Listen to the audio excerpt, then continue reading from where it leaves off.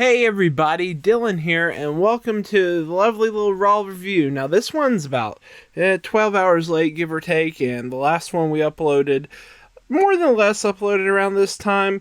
It's not intentional, I'm just having a lot of technical difficulties when it comes to technology and timing on my behalf, but nevertheless, let's get right down into the business. Alright, so this week opens with the promo package of the Charlotte versus Rhea match a while ago, where Nikki Ash, ASH, I'd probably say both, but just heads up, it's ASH, where she wins the title. And it's weird because, right, on the YouTube page, unless I watched it incorrectly, they showed that Charlotte chop blocked Rhea's knee for the disqualification, not hit her with the title. But on this one, they showed the title was the DQ. So that's weird.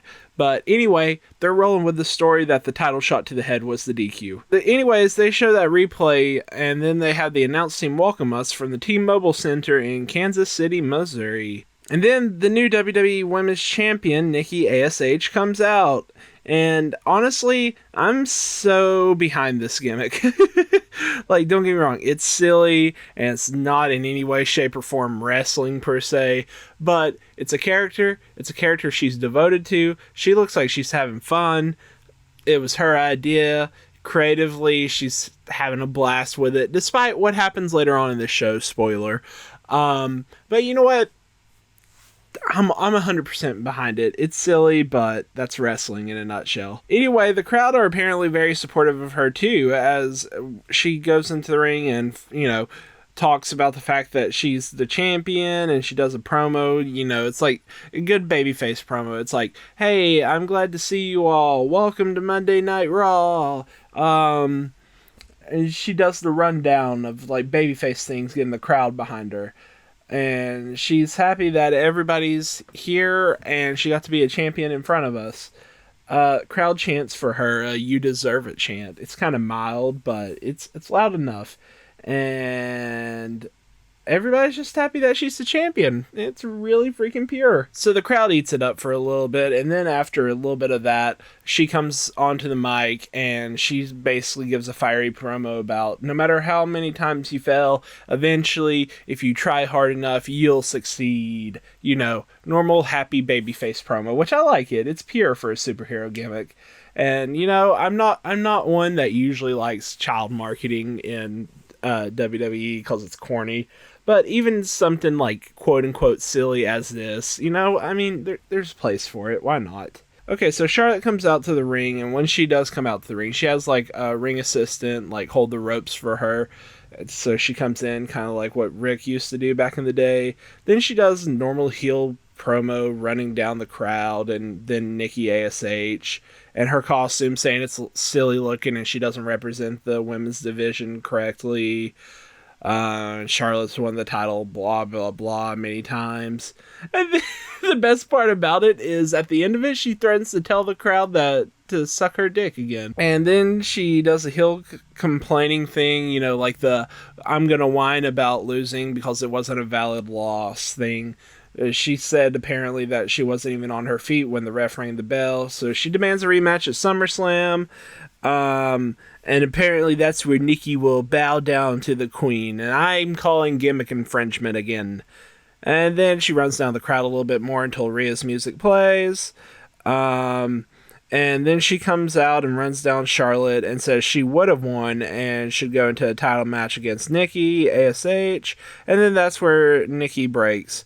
She says that they were great champions, but she will lead the women's division correctly.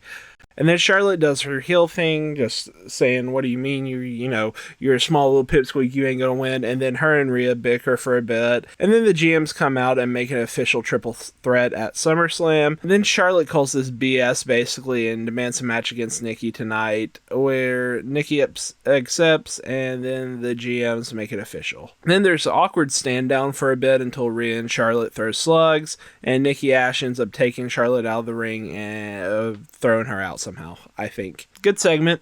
Great way to start off the show. Kind of lay the pace while also making a match for SummerSlam. I like it. Then we go to the announce team. Tonight's announce team is Corey Graves, Jimmy Smith, and Byron Saxton. I'm going to start trying to say the attendance, the place, the stadium, and the announce team. If I can find the attendance, it'll be there. I didn't find it for this one, however, so, you know.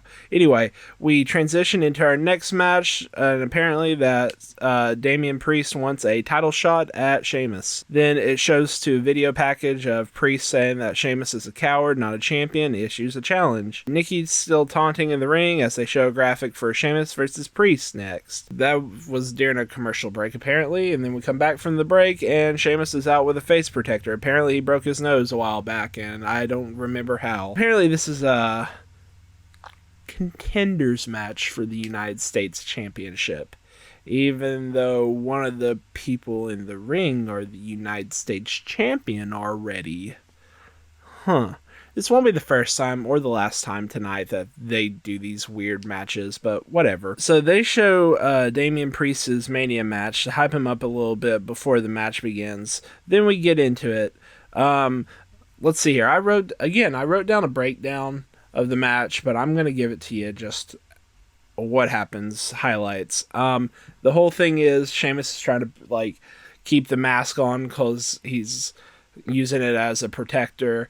The mask flies off near the end of the match. Priest kicks him in the face, gives him his finish. Priest wins, and Sheamus complains at the end saying oh, he broke my nose again. And then they plug for AJ and Amos versus the Viking Raiders when we come back from commercial break. And the only reason why I mention all these commercial breaks is because there's 50 in this one fucking show. Come on. Just cut down the breaks a little bit. I get it. You like that sponsorship money, but you really don't need it, WWE. Come on now. All right, anyway, come back, and they show off, a highlight package of Kansas City. They're hey, these are some cool things that happen. Let's mention this. AJ and Amos are in the ring, and they show off how they won the titles at Mania, and I said AJ package. You know what? Keep that, Dylan. They show it off in a package, and this is why I said AJ, because AJ Styles is so freaking good. Even when he doesn't try to be, he still poses himself like a champion in the ring, and God, he looks like $1 million freaking bucks.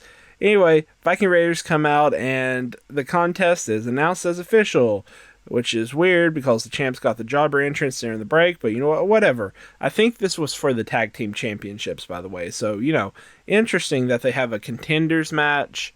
They set up a contenders match at the end of the night, but the one championship match they have tonight is, mid flippin' show. Not even mid, this is a fourth of the way through the show. Anyway, a lot of action happens. There's this goes through basically 2 commercial breaks. This basically shows Amos as a freaking monster. They're still rolling with that. He gets taken out several times by the Viking Raiders, but they come back and they keep on, he comes back and keeps on freaking destroying them each time. And yada yada, sing sing. He wins the match. Technically AJ wins the match because he does that stand up choke slam thing he does, kind of like what the Great Khali did. Then he tags in AJ, and AJ does a springboard 450 for the pin. They replay how they won, and then we go to commentary to talk about what happened with Drew at Money in the Bank, which I'm not spoiling yet because eventually I'm going to be doing a Money in the Bank talk about, and no spoilers. And then they should go back to last week and show what Drew did with the chair. And by the way, it was 20, not 34. They also hyped up that number. Drew comes out with the dorky sword gimmick and stabbing into the styrofoam piece that looks like shit. And then he had this sound effect at the beginning, whoosh, you know what I mean? But anyway, apparently he's going against Veer when we come back from commercial break. Keep in mind at this point, this is the 10th.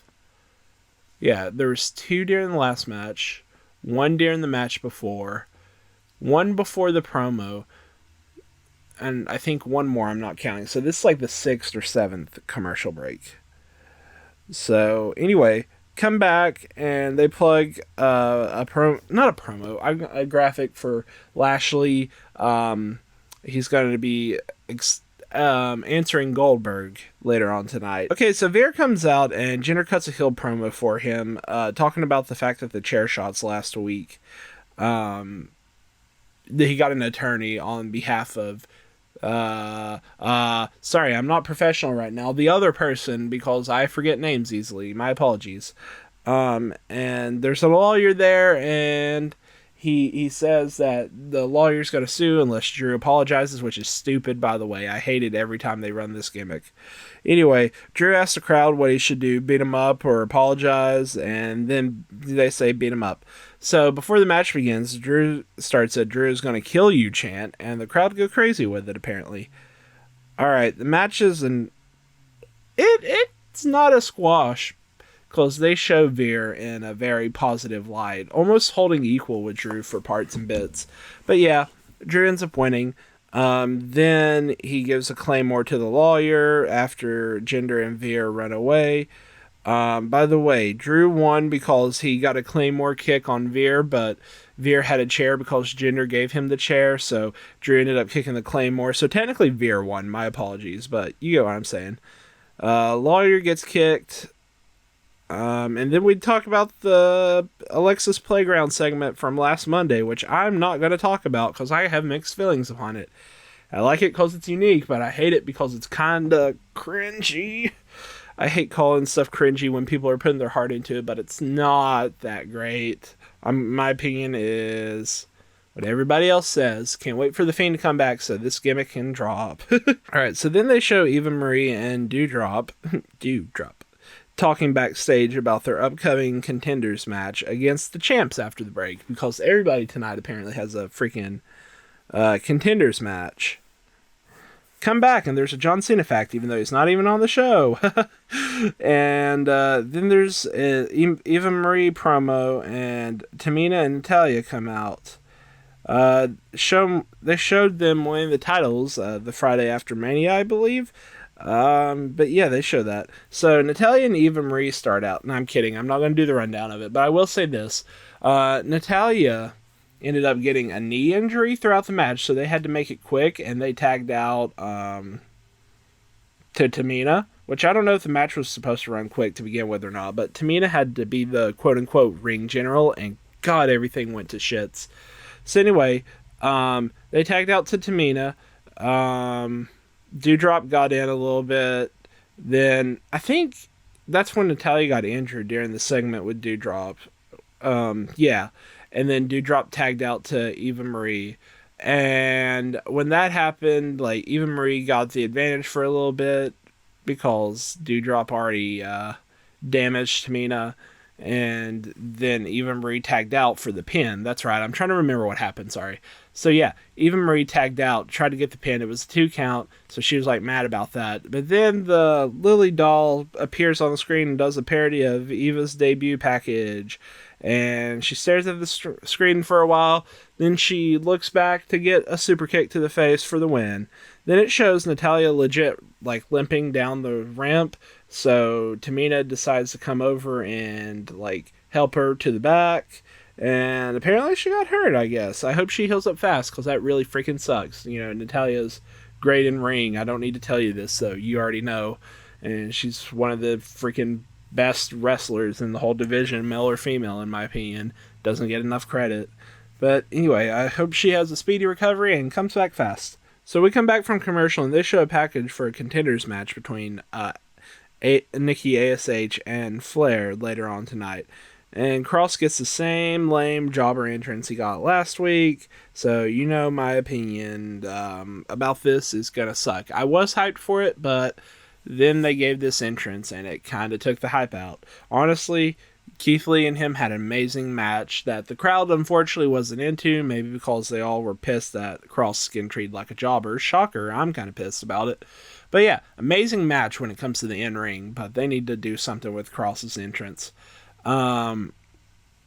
Overall, Cross ended up freaking killing himself doing several suplexes to Keith Lee, and ended up winning. He did one in the ring and one out of the ring, and they all looked like they hurt both people. But anyway, he ends up winning, and another commercial break. we come back.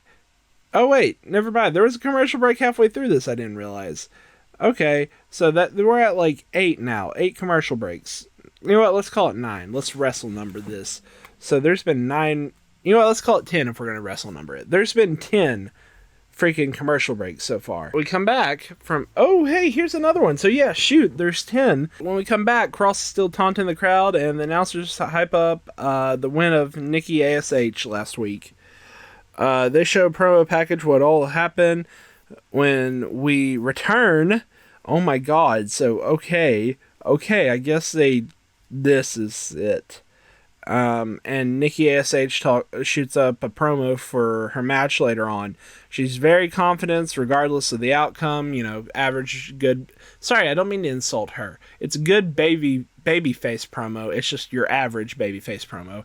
Anyway, in the process, Rhea comes out and's like, hey, I'm going to give you a hell of a match at SummerSlam, but kill Charlotte tonight, basically. It was pretty good. All right, commercial break. And then we come back from it, and Mason T-Bar have a match against freaking Mustafa Ali and Mansoor after the ads.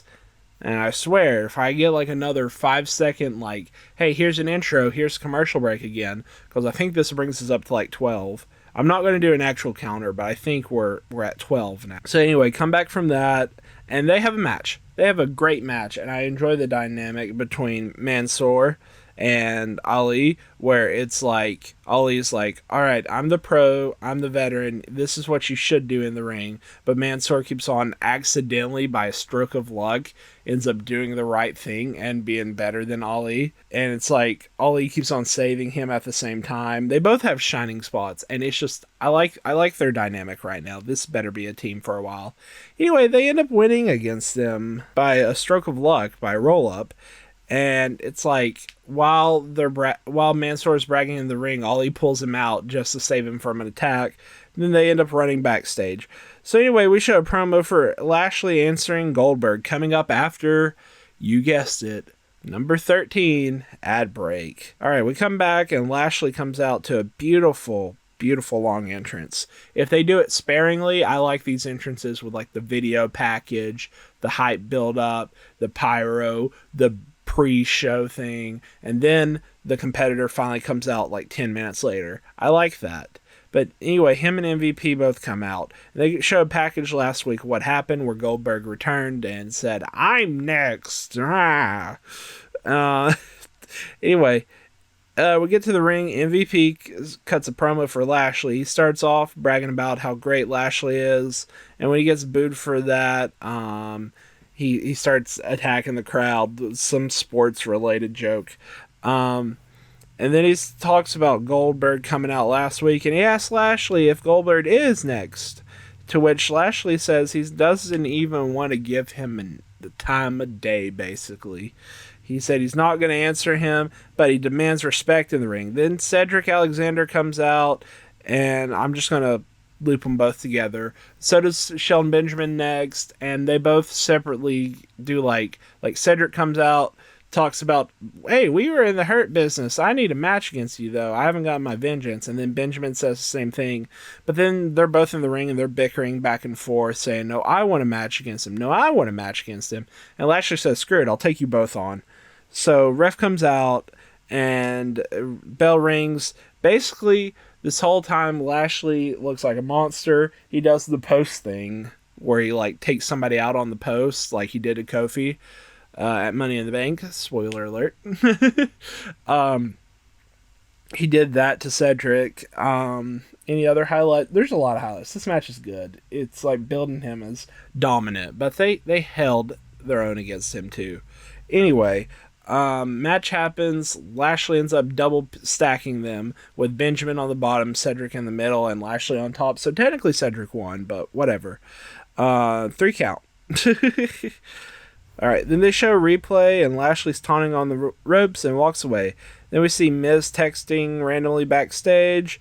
And we have a little audio issue for a second when Morrison comes out, or comes up, I should say, and says the city needs to get wet. So then AJ and Amos come by and ask them for help with a plan. But they do this thing where like AJ's talking to them and Amos is blocking off the camera from like anybody seeing it. And then we go to ad break 14. So then we come back, Miz and Morrison do their entrance, and Miz makes Saxton wet. I wrote that down, and I'm not regretting that. Anyway, and they show old Miz and Morrison pics from like '06 when they won the tag team championships for the first time, I think. So they start out amateur fighting, and this match is very beautiful. If you have the time of day, please watch it. So, oh, I forgot to say, it's John Morrison versus Riddle. So they're fighting, and he's doing a bunch of amateur fighting throughout it. Pretty good match. So the distraction happens when Riddle's going up top and almost takes Morrison out, but somewhere earlier, Amos and AJ came out, and then AJ hands Amos Riddle's scooter. Riddle sees it, he's like, no, don't do it, and Amos breaks it, like snaps it in half. And that's enough of a distraction for Morrison to do this cool new move I can't even describe to you, and then does a Starship Pain for the win. Anything else happened during this match? Oh, and okay, here we go. AJ then beats up Riddle afterwards and gives him a Styles Clash to add insult to injury, bro. And then Miz is making the camera and the audience wet, and no, I will not stop. Every time somebody gets sprayed, they are wet now. So it showed what happened last week with the women's tag team match / a 24/7 gimmick where Nia Jax and Shayna Baszler left Reginald in the ring, and then Reginald won after doing like this cool hip-hop dance thing where he sits on someone's chest. Speaking of, R-Truth comes out and pumps up the crowd as we go to number 15, commercial break. Woo! When we come back, we have a Kansas City Chiefs ad for some reason, hyping up, a local football team. Woo! And anyway, Reginald comes out, and I'm legitimately scared of him. He's doing so many flips and kicks and flippy stuff. I like it so much. Anyway, they have an official match. Truth has the microphone on the whole time, and it's basically a comedy match, but it's better than what I'm describing it as. I like it. Reginald does that flippy thing to sit on his chest and wins with the title. The Job Squad, as I'm going to call it, everybody in the 24/7 division, comes out, and runs into the ring, and as they run into the ring, Reginald flips out and runs away. And just grabs his title and just dances off. Anyway, then we see Charlotte talking about the only reason why she lost was because of insert excuse here, and she's so good as a heel, honestly, I give her crap because they do the John Cena approach with Charlotte, but honestly, she's so good at making the crowd hate her. I can't even be mad about it. So anyway, she says she's the best and no one's going to beat the best. Then her music plays. Then she comes out for her match and they go to number 16. Come back and Nikki Ash comes out. Bell rings. They have a stare down. I'm going to give you the basics right now. Nikki gets the shit beat out of her during this whole match because she's like a little runt, but she has like fiery comeback. This goes through like 2 or 3 commercial breaks. So by the time we're finished, I'm gonna do the wrestler number. We're gonna say 20, but in reality it was like 19 or 18. Anyway, Charlotte wins, and then after Charlotte wins, she's interviewed, and the interviewer's like, "Oh, congrats on your win." Charlotte's like, "Congrats on my win. I mean, come on, it's obvious I was gonna defeat her." And then Nikki's like, "Hey, wait a second. I can beat you if I have a chance." By the way, Charlotte lit her the fuck up apparently, because look at her chest, if you can. Freaking, it is blistering. Then she says she challenges her next week for a match. Charlotte says, "Alright, bet." And then throws her into the crowd. There's maybe a plant there that has a sign saying like Nikki ASH is the best, something like that, like a little child. And Charlotte says, "This is what I think of you, people like you that have role models, be a superhero." And then she lights her, but you can tell when she does it, she's trying to aim away from where she already whelked her up. So she chops her in the side, but Nikki also moves. And then she throws her back in the ring, and we fade to black. that was an interesting Raw. You know, I got to give them that. Maybe it's been a while since I've watched wrestling, but I'm actually intrigued on what they're doing.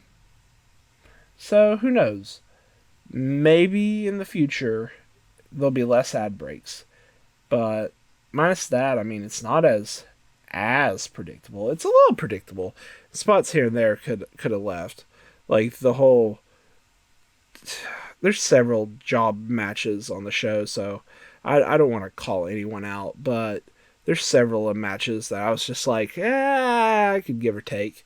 But hey, it was an entertaining show. I didn't hate it. I'm semi excited to see what next week has. Speaking of next week, even though it's this week, I'll see you Saturday. Hopefully it'll be 6 to 7 a.m. and not like 8 to 9 p.m. like this one and the SmackDown one. But you know what? Sometimes I have technical issues. Sometimes I plan incorrectly. Like, for example, I recorded Raw and didn't watch it till like 3 a.m.